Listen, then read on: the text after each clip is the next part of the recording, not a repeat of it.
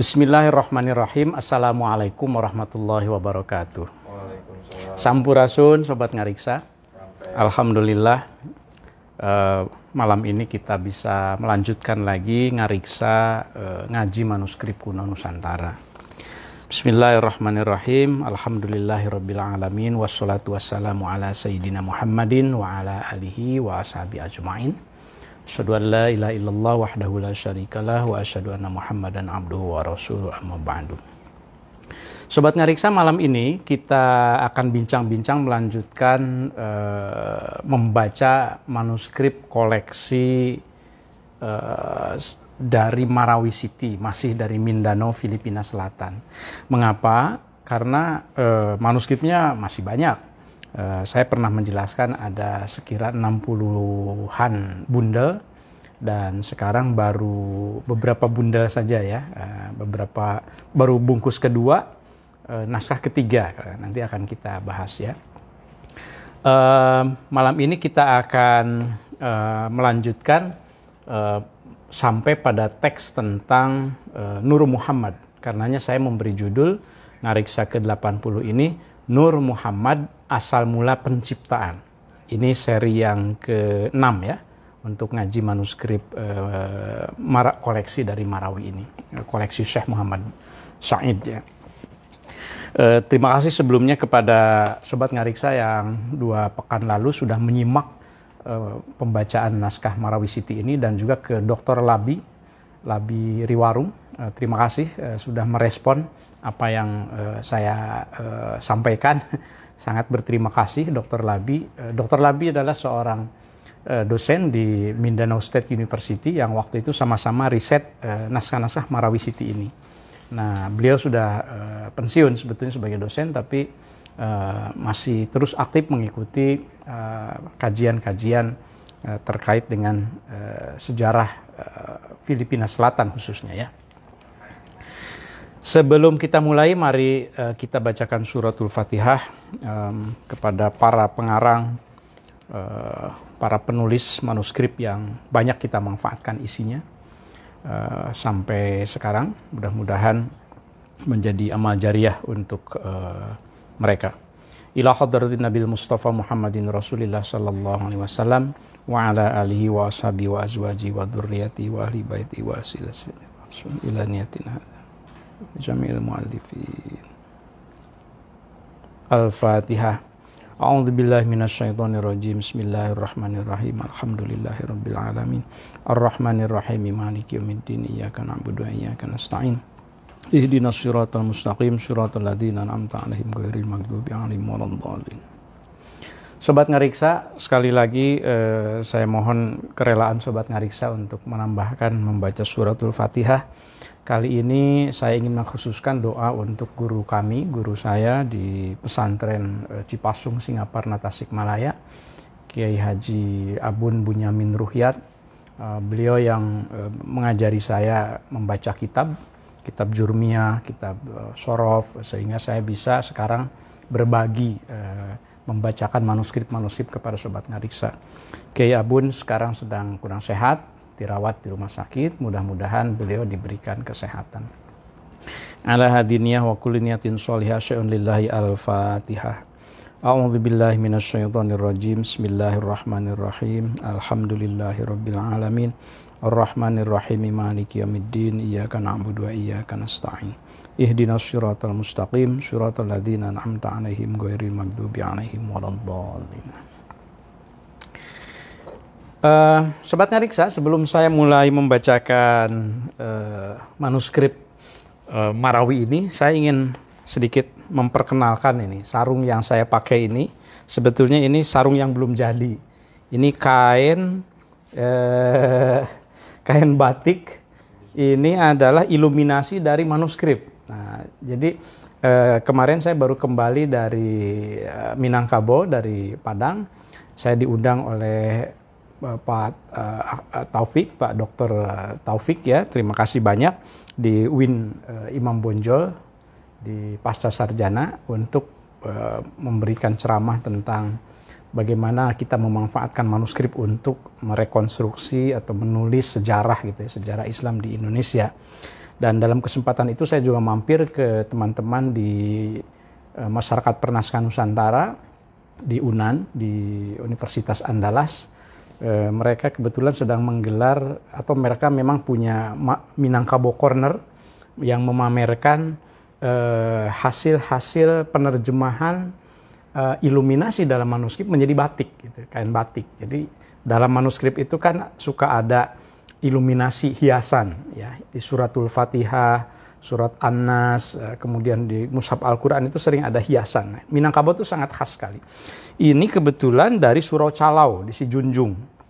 Salah satu manuskrip dari Calau ini motifnya seperti ini lalu diterjemahkan menjadi batik. Nah, ini saya sangat terkesan sekali. Ada banyak puluhan motif yang diterjemahkan menjadi batik. Jadi ini terima kasih banyak Uda Pramono dan teman-teman di SURI, Surau Intellectual for Conservation, keren sekali namanya ya. Terima kasih banyak. Jadi kalau mau dipromosikan silahkan kirimkan batiknya ke saya. Kita bahas di Ngariksa ya. Nah, mungkin nanti kita tunjukkan manuskrip-manuskrip yang ada iluminasinya, kemudian ada yang jadi sarung, ada yang jadi batik ya. Baik Sobat Ngariksa, jadi manuskrip yang akan kita bacakan ini masih sama penjelasan awalnya dari Filipina Selatan ya, dari koleksi Syekh Muhammad Said yang pernah saya jelaskan waktu itu sebagai salah satu koleksi yang berhasil diselamatkan melalui program digitalisasi pada tahun 2011-2012, Search and Save ya. Tentu dengan atau berkat sebuah program yang digagas oleh Profesor Kawashima Midori dari Sophia University di Jepang, kerjasama dengan Alim Usman almarhum dan juga Saudara Ervan, kita melakukan digitalisasi ya. Dan ini produknya. Jadi kalau Sobat Ngariksa lihat di sini ya deskripsinya, sekarang itu kita baru masuk pada bundel kedua, ini nih, halaman 273, bungkus kedua, naskah ketiga. Jadi masih ada segini lagi Sobat Ngariksa ya. Nah, jangan khawatir kalau Ngariksa tidak akan kehabisan bahan, tinggal mau saja membacakannya ya. Untuk saat ini kita masuk pada manuskrip koleksi Syekh Muhammad Said. Untuk apa gunanya? Ya niatkan saja Sobat Ngariksa, kalau yang bukan pengkaji manuskrip niatkan saja untuk taklim, untuk ngaji, duduk mendengarkan ilmu-ilmu yang dulu ditulis oleh para ulama. Aduh kurang ngerti, ada yang nggak ngerti, tidak apa-apa. Kalau mendengarkan niat duduk di majelisnya kan masing-masing nih, ya mudah-mudahan insya Allah dapat pahala juga lah gitu ya, mendengarkan ilmu. Karena ada juga yang protes ke saya, Ngariksa ini 1 jam membacakan manuskrip, emangnya banyak yang ngerti manuskrip? Nah, mungkin sekarang sedikit, tapi dari beberapa ribu kata yang saya ucapkan, siapa tahu ada 1-2 yang nempel di telinga gitu ya, sesuai dengan penangkapan masing-masing. Nah, Sobat Ngariksa, di bungkus yang kedua, naskah ketiga ini, MS3 ya, MS itu manuskrip, dalam katalognya sudah kami jelaskan, this manuscript contains Bahr Lahuri. Nah, jadi ada 3 teks utama. Yang pertama itu tertulisnya memang Lahuri ya, Bahr Lahuri. Meskipun di sini sebagai filolog tentu kami memberikan koreksi bahwa mestinya atau bukan mestinya ya, yang sumber lain mengkonfirmasi bacaannya itu Allahut ya, Bahrul Lahut gitu, Bahr Allahut. Tapi tertulis di dalam manuskrip Melayu Islam koleksi Marau ini Bahr Lahuri ya, the Sea of Divinity, lautan ketuhanan ilahiyah. Yang kedua ada teks Matalib As-Salikin. Nah, Matalib As-Salikin ini jadi tujuan para sufi. tempat tujuan para sufi. Nah, ini sebuah karya yang ditulis oleh Syekh Yusuf Makassar. Jadi kalau yang atas itu Bahr Lahuri itu sebuah teks yang konon dikarang oleh seseorang yang bernama Syekh Muhammad Arif, konon dari Aceh begitu, dan cukup awal, mungkin berawal dari abad ke-13 atau bahkan 13 ya, 13-14 konon begitu, yang tentu ini masih perlu penelitian. Dan teks itu menyatu dengan di Marawi itu menyatu dengan teks yang ditulis oleh seorang ulama dari Goa, Sulawesi Selatan, Syekh Yusuf Makassar, dan ada atau dikenal di Marawi, di Filipina Selatan ya. Jadi bisa dibayangkan bagaimana keterkenalan karya-karya yang masyhur di Indonesia, Nusantara pada saat itu, di Aceh, kemudian di Sulawesi Selatan, masyhur juga di Filipina Selatan, di Mindanao. Kemudian yang ketiga ada teks yang ini original ya, sejauh yang saya telaah, original itu maksud saya unik juga gitu. Sayyid Al-Ma'rifah ini sebuah teks karangan mungkin ulama lokal di Minangkabau, Syekh Ihsanuddin ya, karena saya tidak menjumpai lagi naskah ini, salinannya di koleksi lain sejauh ini. Jadi ini unik sebetulnya.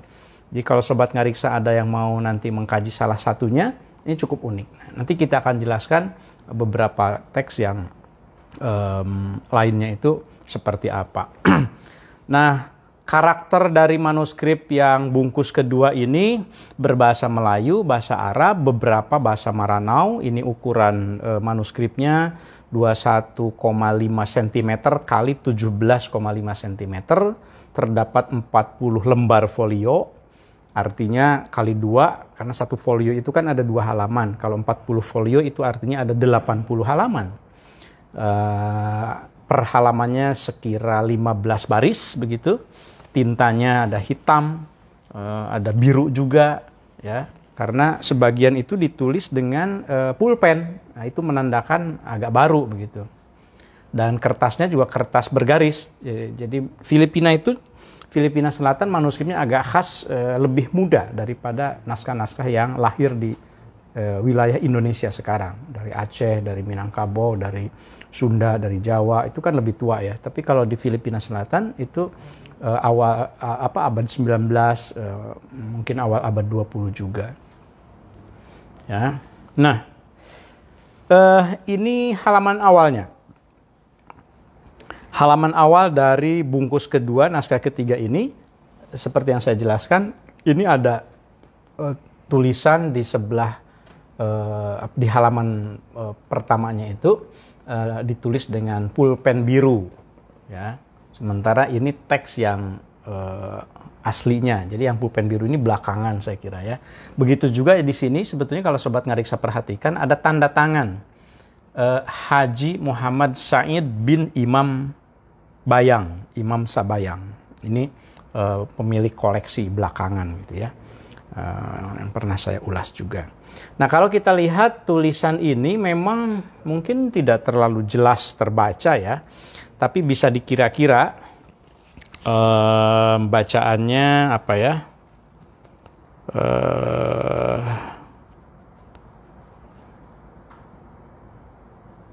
Syarif Alawi tamat apabila hampir kita mati, melihat kita cahaya atas kepala, mengata hati kita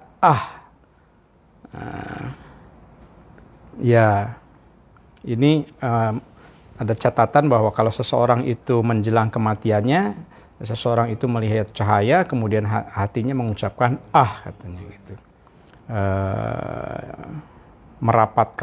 merapatkan dua mulutnya, memasukkan nafas, merapatkan dua mulutnya. Ya, ini catatan yang tentu harus dilihat secara detail apa maknanya ya, karena harus dilihat yang berbahasa Maranao-nya juga. Nah, kemudian di sampingnya ini menjelaskan tentang beberapa konsep, ada konsep ikhlas. Jadi ini sebelum masuk ke yang Bahr Lahut ya, Bahr Lahuri itu, yang Nur Muhammad. Ya, seperti biasa kalau manuskrip itu ada catatan macam-macam gitu. Karena kertasnya dikumpulkan, kemudian ditulis gitu. Jadi kertas itu dihimpun dulu baru ditulis gitu oleh para penyalin itu. Di sini tertulis baris pertama, qala Nabi sallallahu alaihi wasallam, hayatul ikhlasi bin nasi. Diterjemahkan ke dalam bahasa Melayu, hidup ikhlas itu dengan manusia. Wa hayatun nasi birruhi. Dan hidup manusia itu dengan nyawa. Wahayatur ruhu di sini tentu ini perlu dikoreksi wahayatur ruhi ya karena mudhof ilaih. Wahayatur ruhi bil akli, terjemahnya dan hidup nyawa itu dengan akal. Wahayatul akli bil ilmi, dan hidup akal itu dengan ilmu. Wahayatul ilmi bil amali, dan hidup ilmu itu dengan amal. Wahayatul amali bil ikhlasi, hidup amal itu dengan ikhlas. Wahayatul ikhlasi bin niyati, hidup ikhlas itu dengan niat. Wahayatun niyati bil ikhlas. Jadi intinya ya tentang ikhlas ini. Hidup niat itu dengan ikhlas. Ya innamal a'malu bin niyat. Sebetulnya kan begitu ya. Sedang menjelaskan hadis Rasul tentang pentingnya niat. Nah, hanya cara mengemukakannya itu dikaitkan dengan manusia, dengan ruh, dengan akal, dengan ilmu, dengan amal, dan seterusnya. Nah, kemudian pada halaman berikutnya, Sobat Ngariksa, ini ada soal jawab tentang nafyi isbat. Nah, jadi teks ini memang khas campuran bahasa Arab dan bahasa Melayu. Dan saya meskipun bukan orang Maranau ya, saya tidak paham bahasa Maranau, saya tidak paham bahasa Maguindanao. Nah, tetapi ketika membaca manuskrip Islam yang ada di sana, lebih dari 80% saya bisa memahami. Itu artinya memang masyarakat Maranau, Muslim Maranau pada masa itu, sampai abad ke-19 itu memang menggunakan bahasa Melayu yang sama dengan yang ada di Nusantara, di Indonesia ya, pada masa itu. Karena kan kita tahu dalam sejarah bahwa aksara Jawi, bahasa Melayu, itu menjadi bahasa lingua franca pada saat itu. Menjadi bahasa pergaulan. Dalam salah satu naskah di Marawi itu saya pernah membaca, si penyalinnya itu, si pengarangnya bilang bahwa saya tidak fasih berbahasa Jawi, tetapi saya paksakan menulis bahasa Jawi. Karena saya ingin karangan saya dibaca oleh saudara-saudara saya di negeri Jawi yang lain. Nah, ini menjadi dalil bahwa memang bahasa Melayu, aksara Jawi pada saat itu menjadi bahasa pergaulan, bahasa dagang, bahasa keilmuan, sangat kosmopolit sekali. Soal jawab nafi isbat, wal mustamal al masalah. Nah, ini kalau kita lihat ya banyak kalau dari bahasa Arabnya itu yang perlu dikoreksi, tapi udah lupakan dulu karena itu nanti berarti kalau ada mahasiswa yang mau mentahkiknya silahkan. Misalnya di sini masalah kasroh kasiroh, ini mungkin mau bilang masalah kasiroh, masalahnya banyak, tertulisnya itu kasroh kasiroh gitu. Soal, ada pertanyaan misalnya begini. Anta taqulu la ilaha illallah ayam muqamuhu an-nafyu wal isbat. Fal jawab muqamun nafi qawlu la ilaha wa muqam atau wa maqam al isbat qawlu illallah. Nah, ini berarti kan pertanyaan. Engkau kan suka mengucapkan la ilaha illallah. Ayu maqamin, bukan ayat tadi ya. Berarti ini pertanyaannya ayu. Ayu maqamin nafi wal isbat. Mana yang nafi, mana yang isbat. Nah, lalu dijawab fal jawabu, maka ada pun jawabannya maqamun nafi, yang disebut nafi itu meniadakan. Kalimat nafi itu la ilaha, kan meniadakan, tidak ada Tuhan. Wa maqamul isbati, dan adapun maqam isbat qaulu illallah, yang isbat itu menetapkan kecuali Allah, tidak ada Tuhan kecuali Allah. Ini juga menjadi petanda bahwa naskah ini memang tentang tauhid. Jadi mudah ya sebetulnya Sobat Ngariksa, kalau yang belum familiar dengan manuskrip kuno, pengen tahu ini manuskrip apa kategorinya, gampang sebetulnya.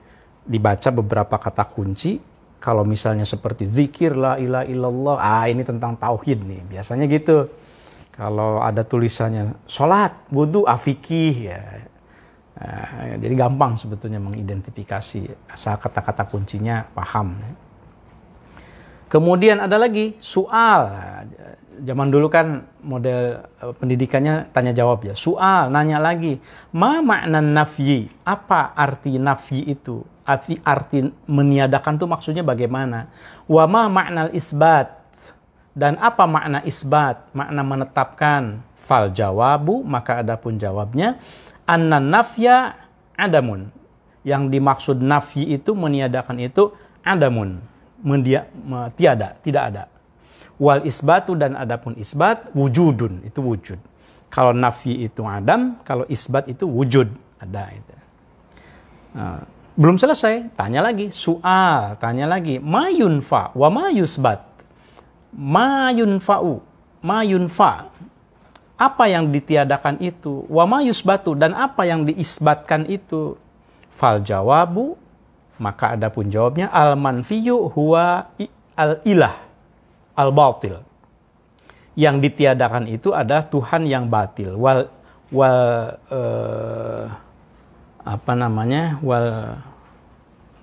ilah al haq. Wal musbat huwa ilah al ilah al mutlaq, Allah al mutlaq. Nah, jadi yang ditiadakannya itu adalah Tuhan yang batil dan Tuhan yang berbilang. Nah, sementara yang musbat yang ditetapkan itu adalah al-ilah al-mutlak, Tuhan wujud yang mutlak. Dan seterusnya ya. Tentu karena kita sedang membahas keseluruhan naskah ini, jadi saya tidak menghatamkan per teks ya. Ini saya hanya menstimulus saja. Kemarin saudara Haris, Mas Haris dari Banjarmasin, itu setelah ngaji naskah Marawi yang 2 pekan lalu, tertarik untuk membaca teksnya ya. Alhamdulillah kemarin sudah saya kirimkan. Selamat membaca ya naskahnya secara utuh, silahkan dimanfaatkan. Nah, kemudian di halaman berikutnya ini ada satu teks. Ini di halaman-halaman berikutnya, tidak langsung halaman langsung ya, karena saya lewat beberapa halaman. Umumnya itu satu teks itu beberapa halaman. Saya tidak tahu judulnya apa, tetapi di sini ada kalimat tentang al-ma'lumatu salasatu aqsam. Ini yang harus dicek ini. Ini teks apa ini sebetulnya? Yang kalimatnya itu al-ma'lumat in i'lam annal ma'lumati ala salasati aqsamin. Ini sebetulnya cerita masih tentang tauhid ya. Kita baca coba di awalnya. Bismillahirrahmanirrahim. Alhamdulillahilladzi dzoharo bi kashfi suturi wa batona bisadidi dzuhurihi. Bikasfi suturihi barangkali ya. Banyak yang tidak jelas ini tulisannya. Wassalatu wassalamu ala Muhammadin miftahu, mungkin miftahi karena ala ya. Miftahi umurihi wa ala alihi wa sahbihi ahli hamdihi wa syukurihi. I'lam annal ma'lumati, ketahuilah bahwa sesungguhnya al-ma'lumat wujud ya, yang diketahui ala salasati aqsamin itu terbagi pada 3 wujud. Al-wajibu, mungkin al-wajibi ya, kalau ngikut ke ala salasati, tapi kalau mau hiya al-wajibu ya, bisa juga sih. Di sini terbacanya al-wajibu karena ada harokatnya. Al-wajibu yang pertama itu wujud wajib, wal adamu al-mumkinu, dan yang kedua itu wujud adam yang mungkin, wal adamul mahdi mahad mungkin, dan yang ketiga itu adam mahad. Jadi adam yang pertama itu wujud wajib, yang kedua adam tidak ada tapi mungkin sifatnya, yang ketiga itu tidak ada atau adam tapi benar-benar tidak ada ya. Nah, ini penjelasan tentang tiga istilah itu. Di sini dijelaskan yang wajib itu maksudnya yang maujud, yang al-munazzah an sabqil adam, yang bersih ya, maksudnya yang tidak didahului oleh sesuatu yang tidak ada. itu al-wajib, wujud wajib itu ya Tuhan gitu ya, Allah itu. Dan seterusnya. Karena kalau yang nanti ini masuknya pada pembahasan tentang tauhidul wujud, tentang wahdatul wujud. Wujud yang wajib itu wujud yang al-munazzah anil adam, yang tidak didahului oleh tidak ada, Allah kan. Nah, sedangkan yang wujud yang mengikutinya waluhuquhu wa huwa al-wujud al-mahd. Nah, gitu ya. Kemudian di halaman berikutnya apa nih? Menjelaskan tentang a'yan sabitah, kemudian a'yan kharijiyah, wujud mutlak. Bisa dilihat kata-kata kuncinya sama dengan yang ada di Ithab ad-Daqi, sama yang ada di Tanbi al-Mashi sebetulnya. A'yan sabitah kan dibahas juga oleh Syekh Abdul Rabb Singkal. Kemudian al-wujudul mutlak dibahas oleh Syekh Ibrahim Al-Qurani, guru-guru bagi ulama Nusantara. Artinya apa? Ya, artinya ya bahwa ini ada jaringan keilmuan yang sama antara para penulis di Aceh, di Minangkabau, di Sulawesi, khususnya di dunia Melayunya, dengan di para penulis di Mindanao, di Filipina Selatan. Ini kelanjutan dari yang tadi ya. Wa ammal adamul mahad, adapun adam yang mahad itu adam sifat tidak ada yang benar-benar tidak ada, itu fahuwa al-ma'dum fil ilmi. Di sini fil ilmi tapi seperti ada hak fi ilmihi, fil ilmi. Al-ma'dum fil ilmi alladhi yastahilu wujudu abadan. Tidak ada yang benar-benar tidak ada, yang mustahil wujudnya gitu. Itu al-adamul mutlak. Tidak ada yang mutlak, benar-benar tidak ada, benar-benar mustahil adanya. Nah, kemudian pada teks berikutnya ada bab ini pada menyatakan peri mengenal diri. Kalau kita baca ya bagian atasnya itu, ini mulai dari sini baris yang ketiga, anfusikum afala tubsirun. Kemudian dan lagi sabda Nabi SAW, man arafa nafsahu faqad arafa rabbah. Ini kita tahu bahwa kalimat ini, redaksi ini di dalam tradisi tasawuf sering disebut sebagai hadis. Meskipun kajian takhrij hadis sejauh ini menjelaskan ya matan ini bukan hadis gitu ya. Dari dua kutipan ini saja kita bisa tahu sebetulnya kemana arah pembahasan teks ini. Bab ini pada menyatakan peri mengenal diri itu. Itu tasawuf ya, karena man arafa nafsah faqad arafa rabbah itu adalah kutipan yang sering dipakai di dalam tradisi tasawuf ya, membersihkan diri. Kita lihat bacaan artinya nih. Artinya barang siapa mengenal dirinya, makasanya mengenal Tuhannya. Maka tatkala subhanahu wa ta'ala hendak madzahirkan dirinya, maka nugraha kesininya. Kurang jelas ya. Kalau terjemahan man arafa nafsanya sudah jelas. Barang siapa mengenal dirinya, maka sanya mengenal Tuhannya. Ini juga ungkapan atau diksi khas di dalam bahasa Melayu pada masa itu ya, makasanya.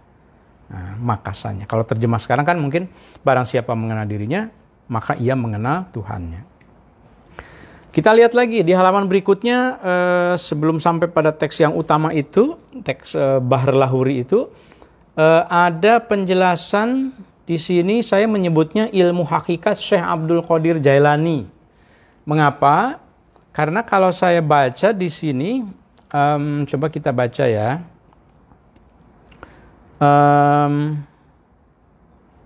Dengan nama Allah jua aku memulai membaca perkataan ilmu hakikat itu yang amat murah dan yang amat mengasihani.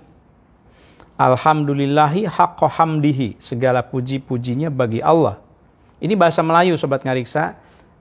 aksaranya Jawi ya, bagi yang mungkin di space di Twitter kan tidak melihat teksnya ya. Jadi aksaranya aksara Arab, bahasanya Melayu yang disebut sebagai aksara Jawi. Segala puji-pujinya bagi Allah Ta'ala dengan sebenar-benar pujinya. Wassalatu wassalamu ala man la nabiyya ba'dah, dan rahmat Allah dan salamnya atas nabi yang tiada nabi kemudian, amma ba'du. Adapun kemudian dari itu, ini risalah artinya kitab yang menyatakan perkataan i'tikadnya amal ahlillah yang beroleh ilmu ma'rifat yang sempurna, itu kata Syekh Abdul Qadir Jailani. Ini kepotong ke bawahnya, jadi kata Syekh Abdul Qadir Jailani. Nah, jadi Sobat Ngariksa kalau mengidentifikasi tidak tahu karena potongan-potongannya ini sebetulnya apa judulnya, ya tidak perlu khawatir juga kalau tidak ketahuan judulnya. Ada kata kunci, misalnya disebut Syekh Abdul Qadir Jailani, ya sudah, berarti tinggal dicari siapa itu Syekh Abdul Qadir Jailani kan, seorang ulama sufi pada abad ke-12. Berarti teks ini menjelaskan tentang pemikiran yang diatributkan atau yang dinisbahkan kepada Syekh Abdul Qadir Jailani. Oh, ini terusannya ini ada. Jadi kata Syekh Abdul Qadir Jailani qaddasallahu sirrahu. Ya. Kitabnya apa ini ya? Risalah ini dalam kitab Nuskha Al-Haq, artinya bahwasanya ya, ini terjemahan dari Arabnya yang tadi. Kalau kita lihat ada kata-kata kunci lain, ini yang bisa kita baca di sini, mengenal mukmin pada syariat dan pada hakikat. Adapun yang bernama mukmin pada syariat itu barang siapa ada padanya tasdik, yakni adanya mentasdikkan zat Allah Ta'ala. Biasa di dalam tasawuf membahas tentang syariat, tentang tarikat, tentang hakikat, tentang ma'rifat, bagaimana kita beribadah itu harus diiringi dengan penghayatan keyakinan tauhid yang sungguh-sungguh terhadap Allah Subhanahu wa Ta'ala. Nah, ini kita sampai pada teks utama yang saya sebutkan. Mengapa saya sebut teks utama? Karena kalau teks yang lain yang tadi itu tidak khatam, dia potongan saja, fragmen-fragmen saja Sobat Ngariksa. Tapi kalau yang ini itu teksnya itu utuh gitu, jadi agak panjang. Tentu tidak saya bacakan semua di sini ya, karena bukan tujuannya membahas satu teks tertentu. Tapi menarik juga kalau mungkin dalam kesempatan yang akan datang kita bahas kalau memungkinkan per teks gitu. Sekarang saya mengenalkan saja terlebih dahulu ya. Nah, sebelum masuk teks utama karena berat, jadi saya minum dulu. Bismillah.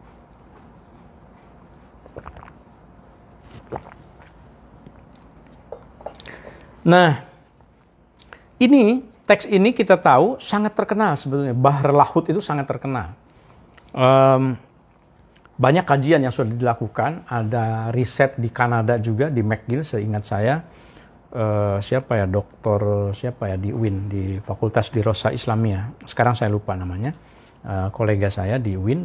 Juga ada beberapa penelitian lain yang nanti saya tunjukkan.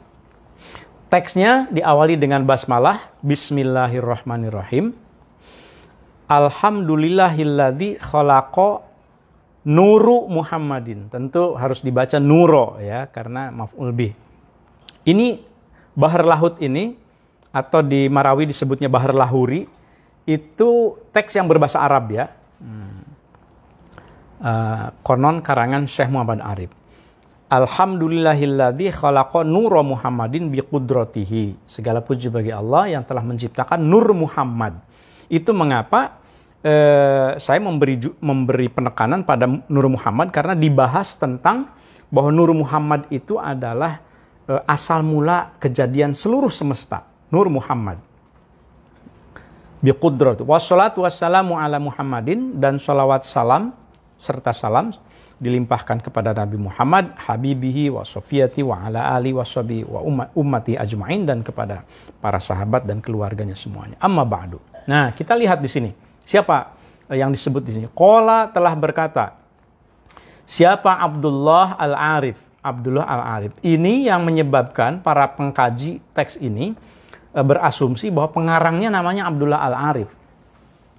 Meskipun Sobat Ngariksa sebetulnya ya kata Abdullah itu kan ya umum ya, hamba Allah kan.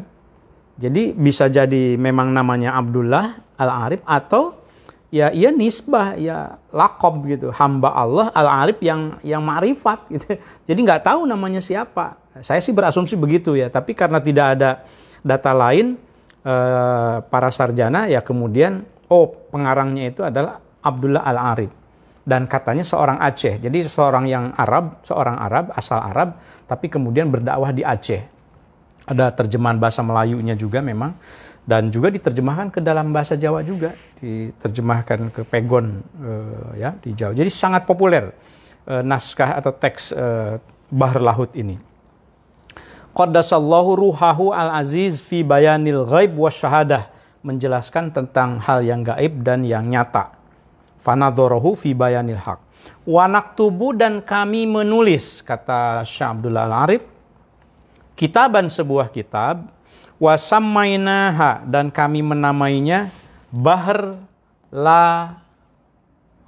tuh kan? Jadi Bahr Lahuri, bukan Bahr Lahut.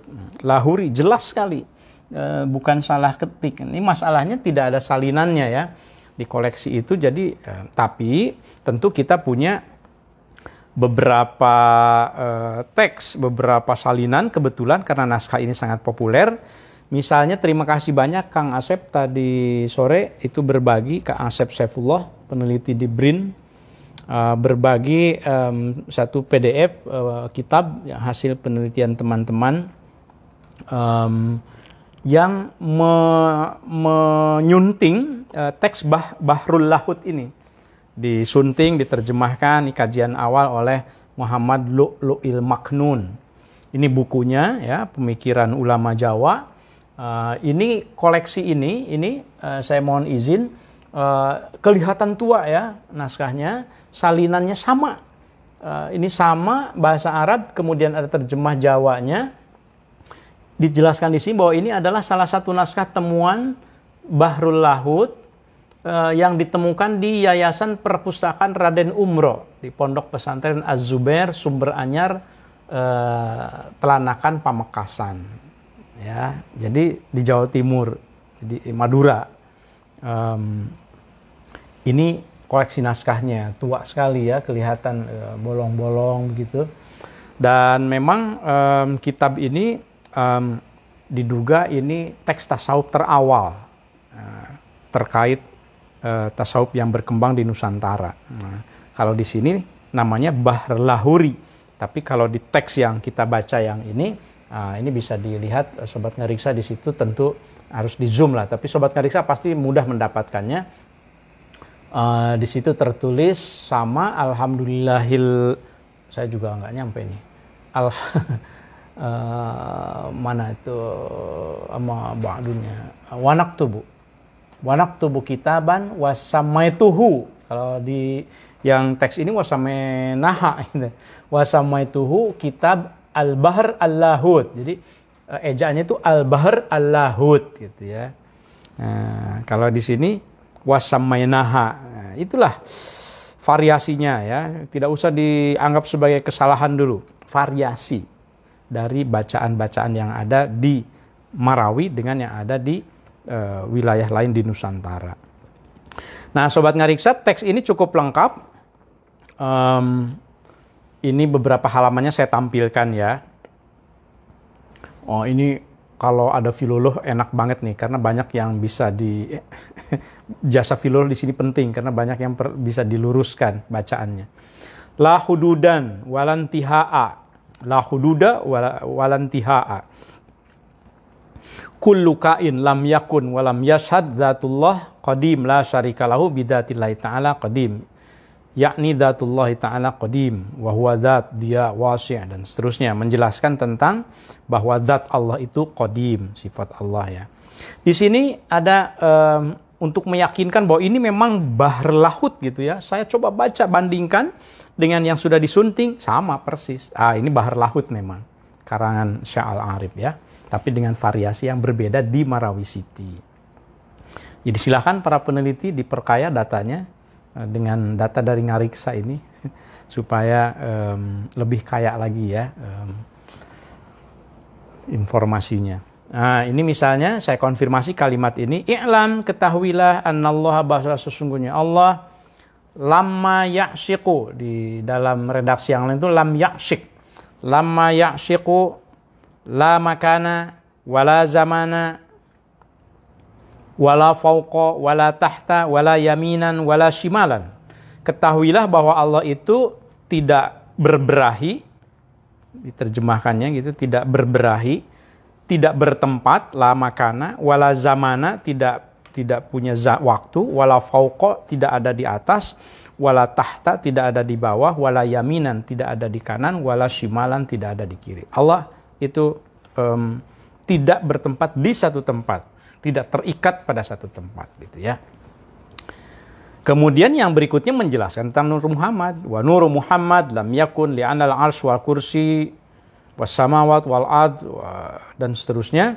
Nah, di sini itu khalaqallahu ta'ala min nuri Muhammad ba'da khamsina alfi sanah.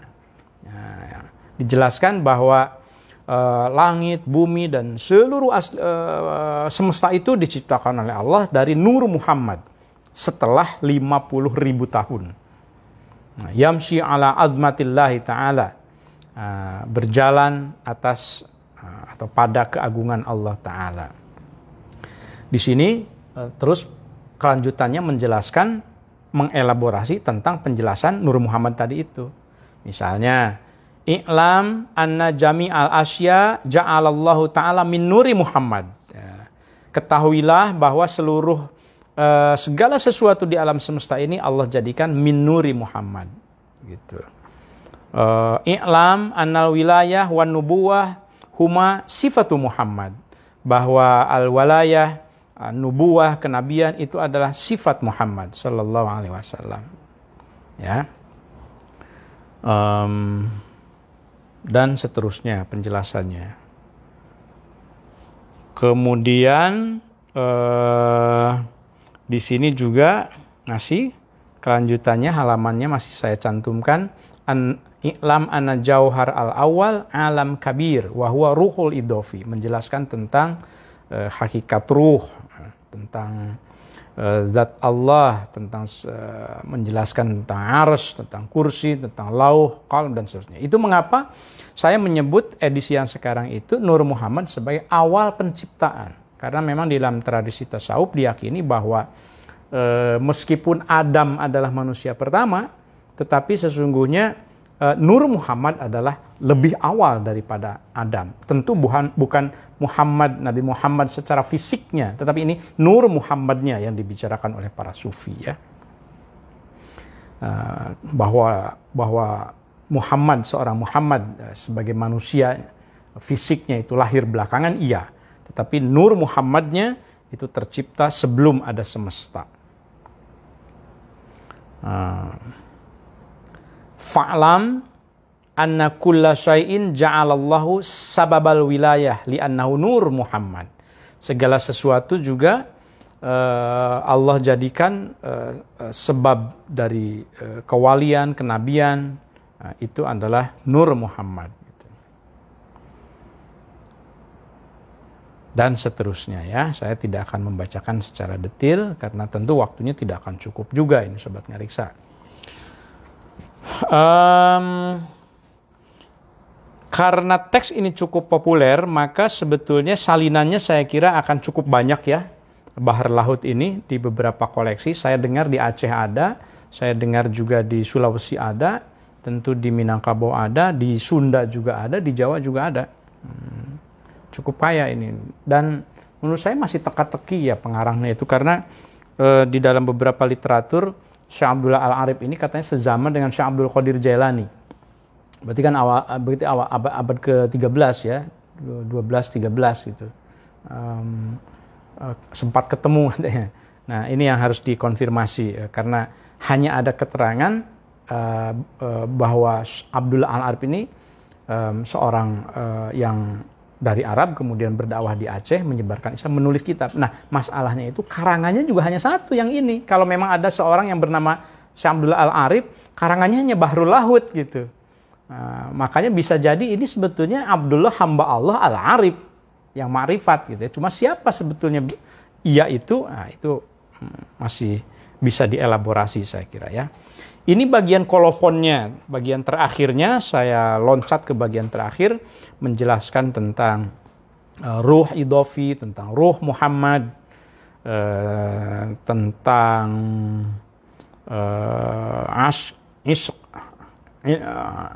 apa nih? I'lam anna dzatallah, tertulisnya dzatullah tentu karena ada anna dibaca data. I'lam anna dzatallahi ta'ala kal mir'at as-safiyah, ketahuilah bahwa zat Allah Ta'ala itu kal mir'at as-safiyah, seperti cermin yang bersih. Wahya ruhul idopiyah. Kurang jelas ini bacaannya. Tapi ini adalah kolofonnya. Saya hanya ingin menunjukkan bahwa kolofonnya tidak mencantumkan tanggal penulisan, bulannya kapan ditulisnya, hanya begini saja, sudah kolofonnya terakhir gitu ya. Nah, kemudian Sobat Ngariksa, seperti yang saya jelaskan tadi bahwa dalam bundel ini terdapat juga naskah karangan Syekh Yusuf Makassar. Itu artinya apa? Artinya karangan Syekh Yusuf juga cukup dikenal di Marawi ya, Mathalib As-Salikin. Kalau yang sudah kita khatamkan itu kan Zubdatul Asrar. Nah, ini ada karangan Syekh Yusuf yang juga cukup menarik ya. Saya berencana mungkin nanti saya khatamkan juga ini yang Mathalib As-Salikin ini. Ini diawali dengan basmalah. Bagi yang mungkin lupa lagi, Syekh Yusuf Al-Makassari itu seorang ulama abad ke-17 dari Goa, Sulawesi Selatan.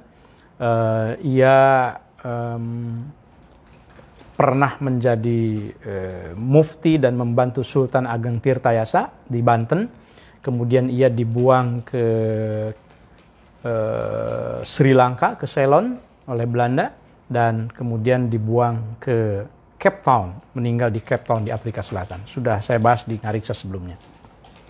Bismillahirrahmanirrahim. Alhamdulillahilladzi hafadha qulubal muhaqqiqin. Tertulisnya qulubu. Alladzi hafadha qulubal muhaqqiqin min dukhulil aghyar. Dan seterusnya ya, muqaddimah intinya. Nah, yang ingin saya bacakan bagian ininya. Wa ba'du. Dan adapun setelah itu, fayaqulu, maka berkata siapa Syekh Al-Hajj Yusuf At-Taj. Dari situ saja udah ketahuan. Ini memang Syekh Yusuf At-Taj Al-Makassari. Meskipun tidak ada Al-Makassarinya ya. Ya, Syekh Al-Hajj Yusuf itu ya At-Taj itu ya Al-Makassari gitu. Bisa di cross check dengan sumber-sumber yang lain tentu saja itu. Nah, di halaman berikutnya kita bisa menebak sebetulnya inti dari Mathalib As-Salikin ini apa, meskipun tidak membacanya secara keseluruhan, tapi dari beberapa halaman kita bisa mengenalnya. Misalnya ini, di halaman berikutnya masih menjelaskan di sini nama Syekh Yusufnya ya, Al-Imam Al-Wali Al-Arif Billahi Ta'ala Sayyid Zamanihi wa Qutb Awanihi As-Sayyid Asy-Syarif Abdul Karim, gurunya ini Abdul Karim An-Naqsyabani Al-Lahuti wa nawwara qaddasallahu ruhahu wa nawwara dharihahu wa nafa'ana bi amin wa rawaina anhu aidan radhiyallahu anhu wa hiya hadhi i'lam ya akhi, ketahuilah wahai saudaraku, wafaqakallahu wa iyana, semoga Allah memberikan taufik kepada engkau dan kepada kita semuanya. Ini di sini menjelaskan. Nah, ini nih baris yang kedua dari bawah. Fala budda laka min salasati asya. Engkau harus mengetahui 3 hal. Tauhid, yang pertama itu tauhid, wa ma'rifah dan ma'rifat, wa ibadah dan ibadah.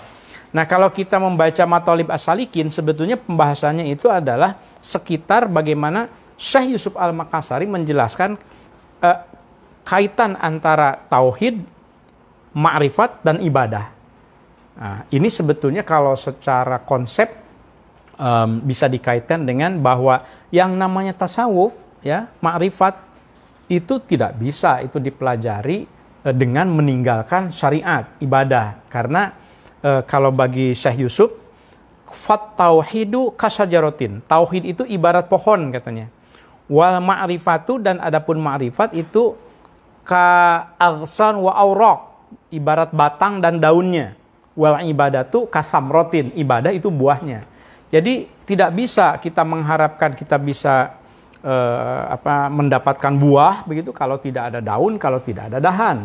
Nah, jadi kalau tidak ada pohon, jadi pohon itu selalu satu kesatuan. Maka sebetulnya kalau dikaitkan dengan pembahasan Syekh Abdurrahman Singkel, juga Syekh Ibrahim Al-Qurani, ini kan Syekh Yusuf kan murid dari Syekh Ibrahim Al-Qurani juga. Jadi sama bahwa bertasawuf itu bukan berarti meninggalkan syariat, itu intinya. Jadi neo-sufism, yang disebut oleh para sarjana ya, neo-sufism, sufisme baru gitu.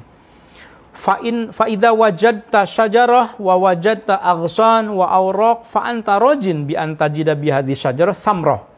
Kalau engkau menemukan pohon, engkau menemukan dahan, ada daunnya, itu Anda bisa berharap Anda akan mendapatkan buah. Tapi wa ilam tajid fi syajarah aghsan wa awraq, tapi kalau engkau melihat sebuah pohon yang kering, dahannya tidak ada, patah, kemudian daunnya juga tidak ada, tidak hijau, fawujudu samrah muhal, maka tidak mungkin ada juga buahnya itu. Nah, ini ibarat sebetulnya dari Syekh Al-Makassari ya. Wa hadza misalun majazi katanya. Misalun majazi qulnahu li anna kurang jelas. Al-misal ini perumpamaan majazi terkait dengan kaitan antara tauhid, ma'rifat dan ibadah ya. Syekh Al-Makassari berikutnya menjelaskan bahkan famal lam yujad biwahid fahuwa kafir wa man lam ya'rif bima'rifatin fahuwa jahil.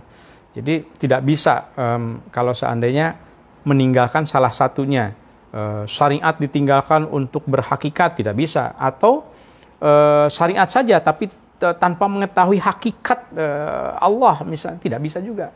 Dan Sobat Ngariksa sebetulnya di beberapa halaman di sini, nah ini halaman berikutnya, saya terkonfirmasi bahwa Syekh Yusuf memang juga sama sebetulnya menafsirkan wahdatul wujud. Saya jadi ingat diskusi dengan Kang Zuber ya, dosen di Fakultas Adab, bahwa Syekh Yusuf mungkin itu tidak mengajarkan wahdatul wujud.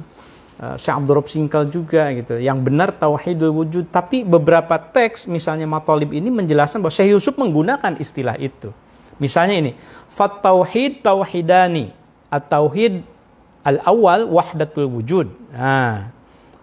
Dijelaskan bahwa tauhid itu ada dua. Tauhid yang pertama itu wahdatul wujud dan seterusnya gitu ya, dijelaskan maksudnya adalah la maujud fil ghaib wa syahadah fis surah wal ma'in fi illallah illa huwa wujudun wahid wa dzatun wahid wa haqiqatun wahid. Jadi wujud itu satu. Sementara yang lain-lainnya itu ibarat daunnya, ibarat apanya begitu ya. Tapi sesungguhnya wujud yang hakiki itu satu. Nah, ini wahdatul wujud itu. Berarti kalau dikaitkan Mathalib As-Salikin ini sebetulnya terkait juga teks dengan teks-teks yang lainnya. Ini bagian akhirnya dari teks Mathalib As-Salikin. Bisa Sobat Ngariksa bisa mempertimbangkan. Kalau tidak salah Mathalib As-Salikin ini juga belum secara komprehensif dikaji. Karangan Syekh Yusuf itu baru beberapa. Ada yang sudah disunting. Mungkin Mathalib juga pernah ya kalau diulas, disunting. Tapi kalau secara mendalam saya kira belum. Sir al-Asrar itu juga belum saya kira. Ya, masih banyak. Ini halaman berikutnya. Ya, saya hanya menampilkan tampilan halaman dalam naskah Marawi ini. Allah sifat jalal, Muhammad sifat jamal, Adam sifat kamal, mukmin sifat kamil, insan sifat mukamil. Kemudian di halaman berikutnya juga masih menjelaskan tentang hakikat manusia. Dan ada satu ungkapan di sini, al-ajzu an idrokil idrok. Kalau tidak salah pernah kita bahas juga ya, ucapan dari Sayyidina Ali ini. Ya, ini karena sudah panjang mungkin akan saya singkat-singkat menunjukkannya. Ini juga beberapa halaman yang menjelaskan tentang syariat, tarekat, hakikat. Wa fil haqiqah Allah ruhani wa Muhammad dzati. Wa fit tariqah Allah dzati wa Muhammad. Ya.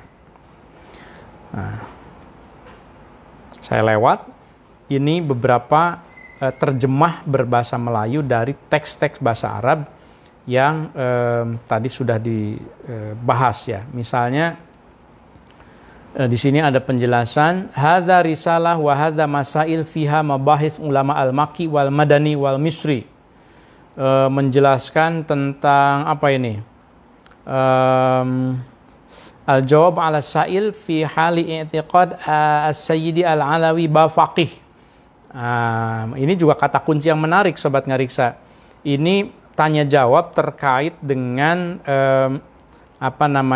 i'tiqad as-sayyid al-alawi bafaqih. Tentu nama yang cukup familiar di dalam kajian-kajian tentang para ulama dari Haromain ya, maksud saya dari Arab ya,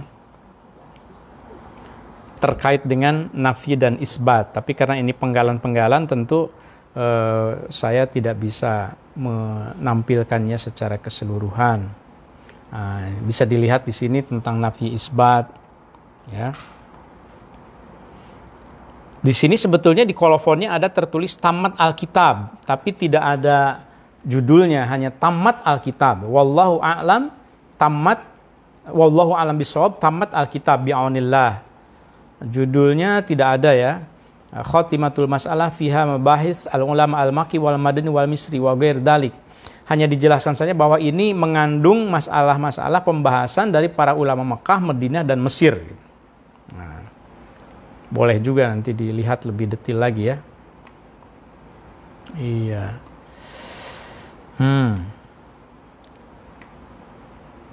Kemudian, nah, yang terakhir, Sobat Ngariksa, ini teks yang ketiga ini, judulnya itu saya ambil saja. Kitab ini bernama Sayyid Al-Ma'rifah. Oleh karenanya ya judulnya ya saya ambil dari situ ya. Ini dimulai dengan, jadi teks yang ini ditulis di kertas yang sangat mudah saya kira ya, kertas bergaris. Dan ini kalau dilihat sebetulnya warna merah ini juga ini bukan tinta yang biasa digunakan pada abad 18, 19. Ini kelihatannya lebih muda. Ini kertas leces kalau kita menyebutnya mungkin. Bunyi teksnya Bismillahirrahmanirrahim. I'lam, ketahuilah. I'lam, ketahui olehmu. Ini bahasa Melayu, bahwasanya telah berkata Syekh Ihsanuddin qaddasallahu sirrahu, kitab ini bernama Sayyid Al-Ma'rifah. Sayyid Al-Ma'rifah. At-tariqah ilallah ta'addad li anfas al-khalai. Isinya sama sebetulnya tentang tasawuf juga, tarekat. Nah, di sini di bawahnya ada artinya bermula jalan kepada Allah itu sebilang nafas kita tatkala naik dan turun. Itu artinya kan zikir kan? Zikir tarik nafas naik turun itu adalah penjelasan ketika kita membahas formula zikir di dalam tarekat, itu selalu kita jumpai. Artinya ini Syekh Ihsanuddin ini seorang ulama tarekat di Marawi City. Nah, tetapi identitasnya barangkali yang perlu data-data lain ya, karena saya juga tidak punya siapa itu Syekh Ihsanuddin itu dan apakah ada karangan lain. Yang jelas Sayyid Al-Ma'rifah ini ada 2 salinannya di dalam koleksi ini, jadi lumayan juga ya, dianggap populer banget juga, mungkin belum bisa diklaim begitu. Tetapi ada 2 salinannya, itu artinya lumayan juga ya. Ya menjelaskan tentang beberapa topik yang sering kita jumpai di dalam teks-teks tasawuf. Ini kolofonnya di bagian akhir. Ada apa nih tulisannya di kolofonnya?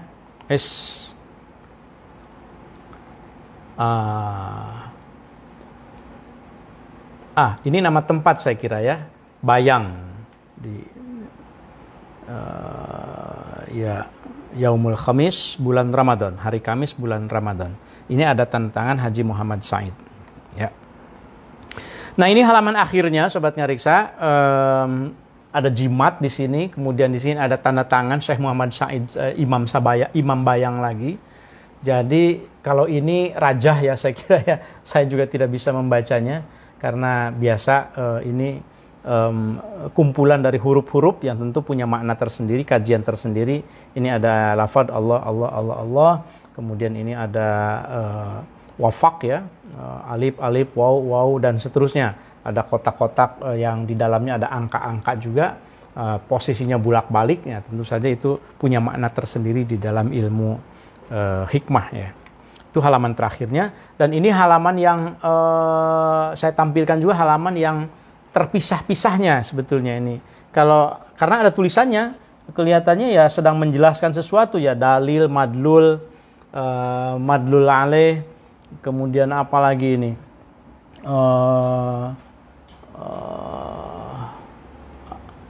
Apa ini? Tasawur, dalil, tasdik, macam-macam menjelaskan tentang ya. Tapi kalau kita baca sekilas begitu, ini menggambarkan bahwa teks ini memang hidup pada masanya, dipakai sebagai sarana pembelajaran. Kertasnya cukup tua, ini sudah rusak ya, mungkin sepertinya sih deluang ya, bukan kertas Eropa juga. Dan ini yang terakhir, kecil-kecil sekali. I'lam anallah ta'ala yusdiru al-hayy minal mayyit, yusdir al-hayy minal mayyit, wa yusdir al-mayyit minal hayy, dan seterusnya. Ini saya tidak tahu teks apa karena bulak-balik begitu, bahasa Arab. Tapi kalau dibaca di bagian tengahnya ada kalimat waqala ahlus sunnah wal jamaah. Berarti kita bisa, ada kata kunci ahlus sunnah wal jamaah, berarti menjelaskan tentang teologi ahlus sunnah wal jamaah. Bagaimana kaum sunni itu menjelaskan tentang tauhid misalnya. Waqala ahlus sunnah wal jamaah anallahu ta'ala khalaqal makhluk, dan seterusnya gitu ya. Nah ini di bagian akhirnya juga saya kira masih tentang tauhid, tetapi terbulak-balik begitu, kertasnya putus gitu.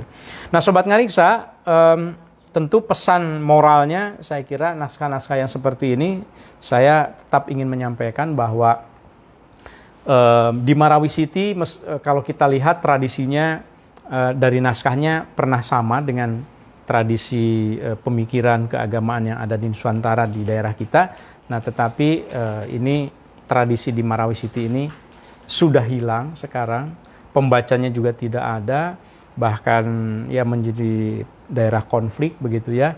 Nah, makanya naskah-naskah yang berisi seperti yang tadi saya jelaskan itu ya terancam punah begitu, manuskripnya juga. Ya paling tidak saya menjelaskannya lah sekarang, mudah-mudahan tersimpan begitu sebagai satu khasanah. Entah nanti bermanfaat untuk siapa, yang jelas mudah-mudahan di Indonesia naskah-naskah kita jangan seperti di Marawi, tidak ada lagi pembacanya ya, itu harapan kita.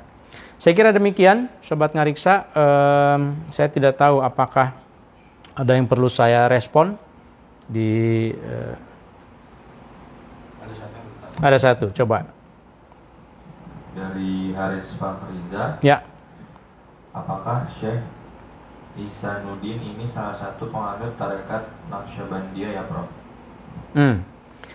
Saya jujur saja belum punya data tentang itu.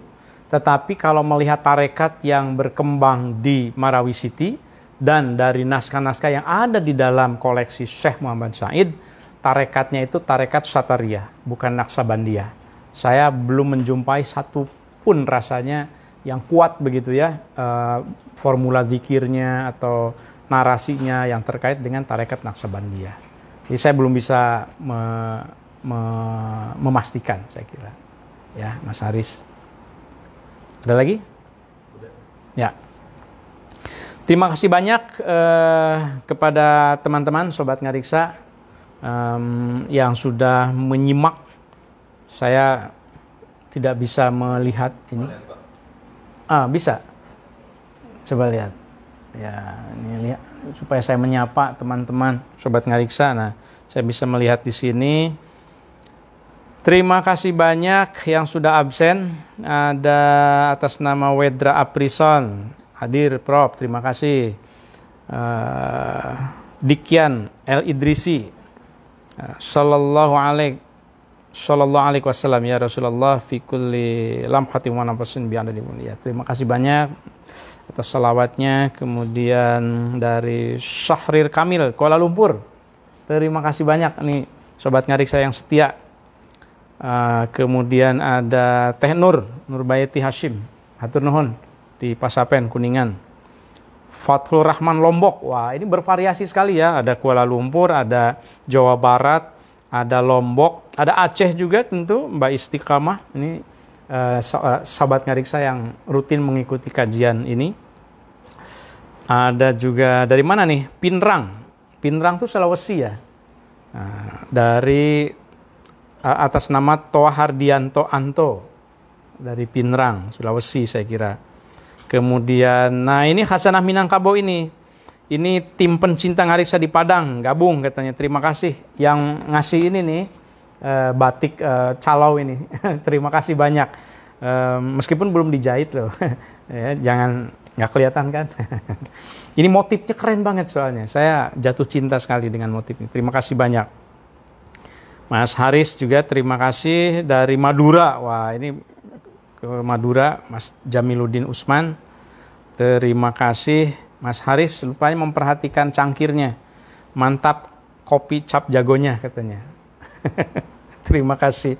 Ini memang khas sekali. Kemudian Wa Yusron, hatur nuhun. Wa Yusron Khalid di Kuningan juga. Ini cicit buyut dari Eyang Hasan Maulani. Kemudian ada mahasiswa sastra Arab Ali Topan. Dari Aceh juga Mas Jaki seperti biasa Banda Aceh. Terima kasih. Wah, ini banyak sebetulnya ya, tapi itu yang bisa saya sapa. Terima kasih banyak lah pokoknya. Mudah-mudahan selalu bermanfaat meskipun mungkin sedikit. Maksudnya sedikit itu yang bisa ditangkap itu karena saya juga tidak pandai menjelaskannya. Ya, mudah-mudahan tidak sia-sia lah gitu ya. Baik, sobat ngariksa, hingga kini warisan naskah asal Marawi tak henti memberi inspirasi. Penyalin naskah di Marawi nyata mengenal karya Syekh Yusuf Al-Makassari. Naskah Bahr Lahuri menjadi satu bukti. Meski bacaannya kurang pasti, sang penyalin menyandingkan karya Al-Makassari, Mathalib As-Salikin yang indah tak terperi. Syekh Al-Arif menjelaskan, Nur Muhammad menjadi tema perbincangan, bahwa ia adalah awal mula segala penciptaan. Syekh Al-Makassari sendiri berpendapat, untuk paripurna, hamba perlu tauhid, makrifat, dan ibadat. Katanya, ibarat buah, hanya dapat teranum jika subur di akar, batang, dahan, dan daun. Terima kasih, sampai berjumpa Sobat Ngariksa.